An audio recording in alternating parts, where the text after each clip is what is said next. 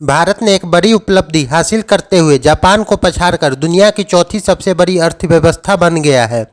नीति आयोग के CEO VVR Subramaniam ने रविवार को यह जानकारी दी। उन्होंने 10वीं नीति आयोग गवर्निंग काउंसिल की बैठक के दौरान एक प्रेस कॉन्फ्रेंस की, जिन्होंने विकसित भारत 2047 के लिए विकसित राज्य की चर्चा की।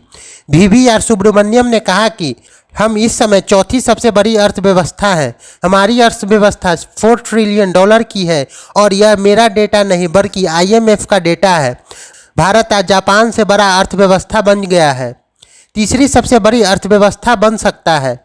उन्होंने कहा कि अब केवल अमेरिकी, चीन और जापान ही हमसे बड़े हैं।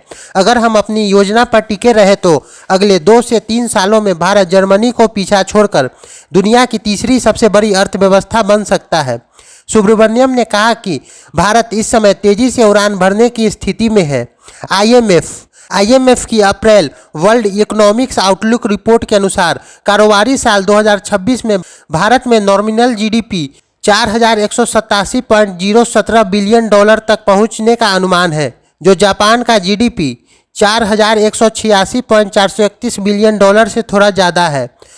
वर्ष 2024 तक भारत दुनिया की 5वीं सबसे बड़ी अर्थव्यवस्था था। IMF ने यह भी अनुमान लगाया कि भारत अगले 2 साल में सबसे तेजी से बढ़ने वाली प्रमुख अर्थव्यवस्था होगी। 2025 में भारतीय अर्थव्यवस्था 6.2% और वर्ष 2026 में 6.3% की दर से बढ़ेगी, जो वैश्विक और क्षेत्रीय औसत से ज़्यादा है। इस दौरान वैश्विक आर्थिक वृद्धि 2025 में 2.8% और 2026 में 3% रहने की अनुमान है।